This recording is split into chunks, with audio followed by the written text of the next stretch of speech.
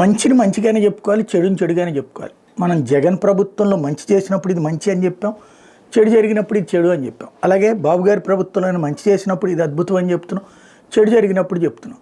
కాకపోతే ఆర్కే గారు వచ్చేటప్పటికి అప్పుడు అంతా అరాచకమే జరిగిందని, ఇప్పుడు అంతా అద్భుతంగానే జరుగుతుందని చెప్తూ వచ్చారు. కాకపోతే ఇన్ని రోజుల తర్వాత రియల్ పాయింట్ చక్కటి అంటే నిజమైన జర్నలిస్టిక్ ఎడిటోరియల్ రాశారని చెప్పాలి. అధికారంలోకి వచ్చిన వాళ్ళు ముఖ్యంగా ప్రాంతీయ పార్టీల అధినేతలు తమ చుట్టూ ఇనప తెరలను ఏర్పాటు చేసుకుని ప్రజల మనోభావాలను తెలుసుకునే ప్రయత్నం చేయరు.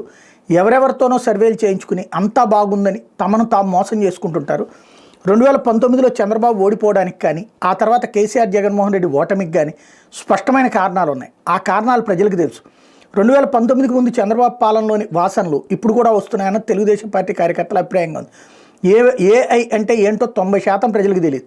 వాటి వల్ల కలిగే ప్రయోజనాలు ఏంటో అంతకంటే తెలియదు. 90%కి పైగా ప్రజలకి తెలియని అంశాన్ని పదే పదే వల్లివేయడం వల్ల ప్రయోజనం ఏంటో ఆయనకే తెలియాలి. బట్టలు నొక్కి డబ్బులు పంచితే చాలు, తాను ఏం చేసినా ప్రజలు పట్టించుకోరని జగన్ రెడ్డి భావించారు. ప్రభుత్వంలో అరాచకం ప్రబలి ప్రజలు ఉక్కపోతకు గురయ్యారు. ప్రజల బాగోగులను విస్మరించి కక్ష సాధింపులకు ప్రాధాన్యతనివ్వడంతో ఎన్నికల్లో ఆయన 11 సీట్లకే ప్రజలు పరిమితం చేశారు.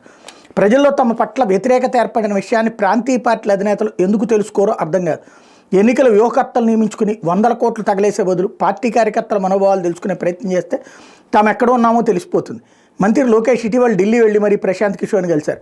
1-2 రోజులు ఢిల్లీలో గడిపారు. ఆ సమయం మీద పార్టీ కార్యకర్తలకు కేటాయించుంటే అద్భుతమైన నికార్సైన ఫీడ్బ్యాక్ లభించుండేది కదా. పవర్ పాయింట్ ప్రజెంటేషన్ అనే పీపీటీ వల్ల ఆత్మవంచనే మిగులుతుంది. ముఖ్యమంత్రిని సంతృప్తిపరచడానికే ఈ పీపీటీలను అధికారులు రూపొందిస్తారు. చంద్రబాబు టెక్నాలజీ అంటే మక్కువ కనుక ఆ దిశగానే పీపీటీలను రూపొందిస్తారు. ఇది మంచి కాన్సెప్ట్. అయితే జగన్ టైంలో పబ్లిక్లో ఒక ప్యానిక్ని క్రియేట్ చేసి వీళ్ళు మోసం చేశారు. ప్రజల్ని మోసం చేయడానికి తమ చేతిలో ఉన్న జర్నలిజాన్ని వాడారు. నిజంగా అయితే ప్రజలకు సంబంధించి ఏం సమస్య ఉంటుందో వాళ్ళ సంక్షేమ పథకాలు వాళ్ళకి వచ్చిన తర్వాత సరే ఇతరులను వేధించారు. ఇవాళ మరి ఏం జరుగుతుంది? అంతకంటే దారుణమైన వేధింపులు జరుగుతుంది కదా. దీన్ని సమర్థించుకుంటూ వస్తున్నారు కదా. ఆ రోజున వేధింపుని బ్యానర్ హెడ్డింగ్లు పెట్టి ఫుల్ పేజీలు వేశారు. ఇవాళ వేధించడం తప్పు లేదని మళ్ళీ బ్యానర్ హెడ్డింగ్ పెట్టి ఫుల్ పేజీ వేస్తున్నారు. కాబట్టి జగన్ మీద వ్యతిరేకతని సృష్టించడంలో మీడియా పనికి వచ్చింది. ఇవాళ పాజిటివ్ సృష్టించడం సాధ్యం కదా. నేను అనేక సార్లు ప్రస్తావించింది అదే.